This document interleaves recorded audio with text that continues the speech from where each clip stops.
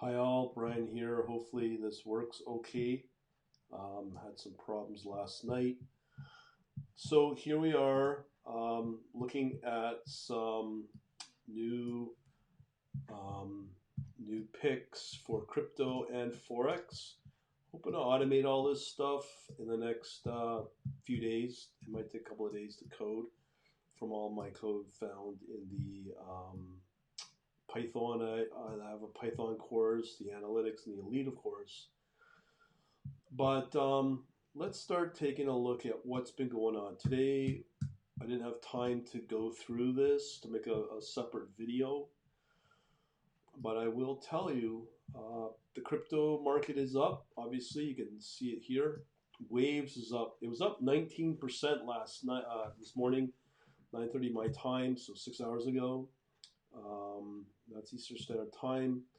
Today, for those on the podcast, is December 11th. So here we have some interesting up moves. Last night I mentioned Ethereum Classic. Against Bitcoin, you can see it's up 2.3%. ADA is up, Cardano 1%. And all the other usuals, you got a little bit of up moves with Bitcoin Cash, XLM, Bitcoin, BNB, and Ethereum. So, those are not bad. So when I go over to the chart here, the chart page in MotiveWave, let me go through some of this stuff. So this is all predictable. So last night we had a good run up. We had our entry, and we had our sell right here. So this worked really good with the Ichimoku. This is Ethereum Classic. So we had a nice move. We had here another entry, should have gotten out here. So either way, these are looking good. 15-minute chart should work okay on the time frame for this run up. So we've gone through a debate on what works with what. Do we use RSI 70 as an exit? Let's still work on this. So we got Ethereum, Bitcoin. So didn't really move much. December 10th, we had an entry here, moved up, sold here. So when you look at the prices here, price at 02001. And again, that is Ethereum and Bitcoin. And then the exit would be up here. So 0211. Let's see here. So it's 02005. So a couple of instances here where I'm not sure if we can sit here and say, yeah, we'll rely on the Ichimoku signals alone. But on the other hand, we have here the signal for the Ichimoku, and even between the exit and entry, there's no point at any time did it hit 70, except on the, yeah, I guess it did right here. So you would have made a little bit of money if you were to continue with that pattern. Okay, so here I did put this call out last night, but this is still from this morning. Not sure what time this was at. You can see here, I did put that call out this morning.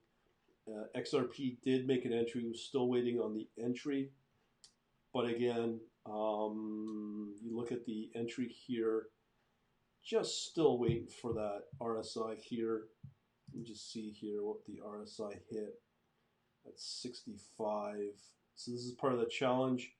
When you look at the RSI, even though it hit 63.8, and probably at no time did it ever hit 70. So again, this trade would have made a little bit of money if we were just watching this end right here as this big down move comes in. This one's the big performer. You can see right here. Now I didn't put this call here, but you see this massive move here. of that probably 20% move here. Here we got our entry, and just look between here and the entry on that RSI here. So do we ignore it? Probably not. And then look at this big move up here with the waves, and then we let it go. So out of 1, 2, 3, 4 charts, this one we can rely exclusively on the Ichimoku for the entry and exit. Here in the other ones so far, it's pretty evident we can't really rely on the Ichimoku. So does that mean we should, you can use the Ichimoku for entry within MotiveWave, put out the signal, send out the email alert, and then have the Python take over from there to actually put the order up, because obviously MotiveWave can't do the order from within MotiveWave, but you can pass it into Python and let the Python handle the exit as well, because that's where it's going to reside, instead of relying on MotiveWave to send out the exit. So that's what I'm thinking of doing, is allow MotiveWave do the entry with the Ichimoku, because that definitely works. And then from there, once the email goes out into my Python receiving script here that I've been running, or attempting to run, I should say, we'll receive it and then process the order and handle the order like you've probably seen in my Python course. So obviously there's still a lot of value to those Python courses, because it's now turned into a Python bot. Continuing along, I put on more calls on Litecoin this morning, 9:30. Seems to be an entry here. You may, if I was to pass it again into Python, you may have got eked out a little profit to avoid this big drop here. Oh, I'm sorry. No, that wouldn't have taken place, because no, that entry was not seen. So it would have been somewhere after 9 a.m. Okay, so we have one last one, the XLM BTC, which is stellar. So in around here, you see this big bar. We would have missed that if I had the proper timing. So if I ran this, we would be able to catch, hopefully, that entry, send out the order, the Python, and then let the Python handle this big ride up. But to me, when you see these perfect bars, almost the proper magnitude, I keep saying this looks kind of weird. It just does not look natural in a 15-minute. It's either manipulated somehow, or not enough liquidity, and just one algo's watching it. It just looks really weird. I expect that in other coins, like I removed QTUM, and Cardano happens in Neo. I see it quite a bit. It's just not natural. But let me just try the 1 hour, see if it looks natural. This one looks kind of questionable. 4 hour, not so bad there, but it's still noticeable. Okay, so what I'm going to do is I'm going to close out all these. Definitely we got, I'd say, all of them just don't look too happy. They're all going down. So that's why it's better to put everything into a Python, and it's just from a Python versus a MotiveWave. And MotiveWave is great for analyzing the entries, but in the world of crypto, you're better off just to keep the orders and execution in Python for now. All right, so we'll leave this chart open. Okay, let's go over to our friends over at forex with Awanda. Okay, so here we have two charts. So this one I generated last night, the 15-minute. You can see here the New Zealand's come off quite a bit. Let's see if I can track this. So today is December 11th. Yep. And you can see here we caught this big move. There was an entry here. Boom, boom, boom. Went down. No entry since. That's the pound against the New Zealand. Overnight, overnight it looks like this was a winner up until this point. But again, setting the RSI, you can see here, just did not hit the 70 as you would want, so that kind of trade would break down. Let's see what else we got here. The Euro Canadian. So the trade would have been here, a little slight movement, now came all the way down, came back up. So even if we did make money here, it would be just pure luck. But you can see here we have entry, exit, but we missed this upride, entry, exit. So that's Ichimoku can kind of work, but the forex, that's definitely got to be worked on. Now this is an interesting one. This is pure by luck, okay? And I say that because here's the time. I saw this move about here, and it's been moving up since. That is the Australian US dollar. You know how I knew? You know how I knew? Again, this is just pure luck, just by visually seeing it. When you come into the chart here, you can see it under Australian pairs. I saw that move. Yeah, so yes, I saw that earlier, so that came in just luckily. But you can see here, you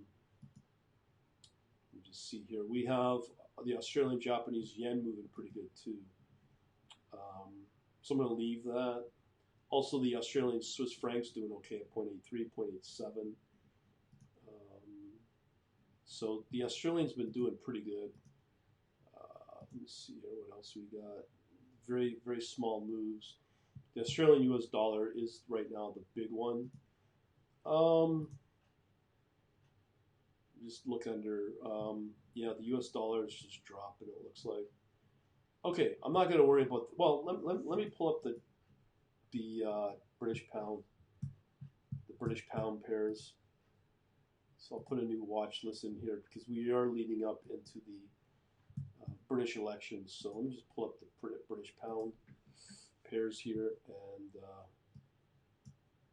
see what we got. We'll just call it GBP pairs. Okay.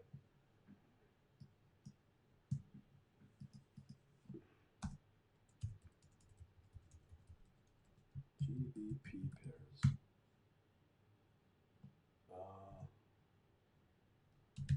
Okay. Okay.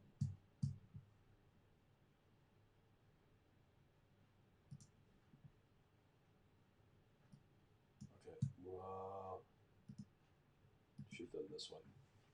Okay, so here's our British pounds. I don't see a lot of movement, surprisingly. It's 338. The one pair I would probably put on is definitely these two. Australian against the Japanese yen and the franc. Question is that because as a defensive move? Because the Asian markets are about to open up. So let me open up Australian Japanese yen, Australian Swiss franc. Okay, so what we're going to do, close out this one. Yeah, let me just see the bottom, if there's a bottoming here. That's the euro against the, oh man, the euro against the Canadian. It's forecasted to drop. Yeah, I'm gonna close that. Pound against the New Zealand just doesn't look like it's going anywhere, but doesn't mean. Okay, so we're gonna add in two new charts here. So we'll add in Australia, Japanese yen. I think these might be defense plays. Okay. Wow. Wow, look at that. That's a big move. I missed that one. Okay, so I'll put the template, apply it. Yeah, it's a good move, but I'm going to definitely capture the last trail end of that trend there. And the Australian Swiss franc. Okay. Okay, apply that trend. Yeah, it might be coming off. So I definitely missed those trends, these two. All right, so that's that. Okay, let's go back into the crypto. see what we got. So we only have the one chart. Let's see what's brewing right now. Might be able to see what's going on. Okay. So right now, Ethereum Classic, Bitcoin's moving pretty good. Do we have that open? Yes, we do. Okay. Cool. Let's do another watch here. What else is going on? LSK BTC. I'm going to have to remove this because this one does not appear to can be traded in the world of Binance. So I'll see keeping it because I'll be adding in that's LSK and Bitcoin. Let me just see if that's the case or not. So if you go into Binance.com, Binance.com. So we are looking. Oh, okay. All right. So we are looking for LSK. That's Bitcoin. All right. So we go to markets here.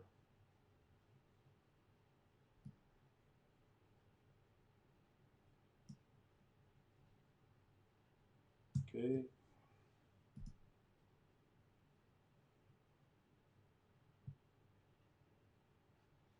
Yeah, it's no point in keeping things in your motive wave list if they're not part of the selection for Binance. So where is my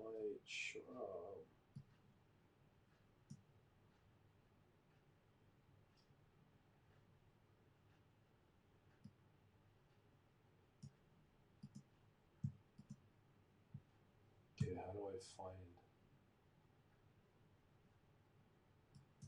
this right here? LSK.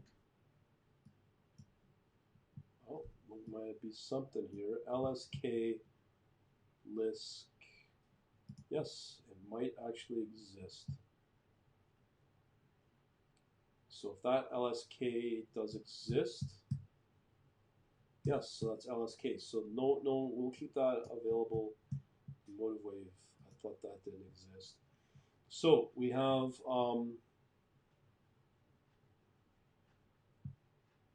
LSK,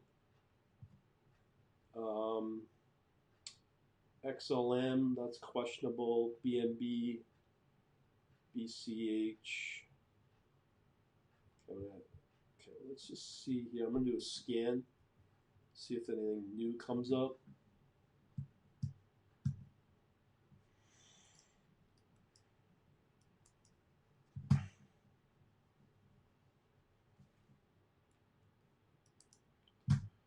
Okay.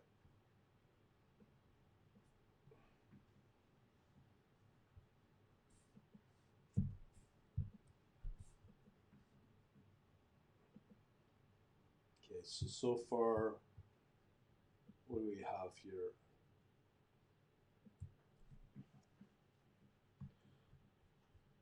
Now, people will ask, why am I using harmonics versus Elliott wave? The reason is simple, because I find that the harmonics have proven to be more reliable than Elliott wave. I put up a video on that on my channel.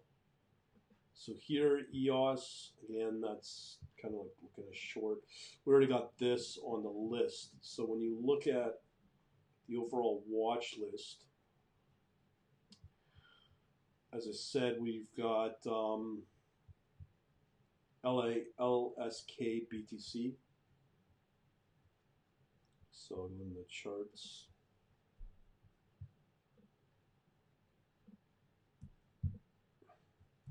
LSK BTC. Well, the positive thing is I'm also finding more of the, I'm finding less USD to be traded. I'm finding everything mostly in Bitcoin using Motive Wave so far. Yes, LSK looks pretty good. I'm not sure if it's gonna. Yeah, it looks like there's an uptrend with LSK for sure. Okay, we'll apply that template. Now that template's the one that will send out all the signals, email signals. That gets posted into my backend. Those are working right now. The next step is to obviously hook it up to get the orders and the entries. What else we were going to look at? Okay, so we were going to look at ADA, BNB. So ADA, XLM, BNB. Okay. XLM. So it looks like ADA. Let me just write all those down. So we got how many charts? We got like a couple. ADA, Ethereum, XLM, BTC, BNB, Ethereum, and BCH, BTC.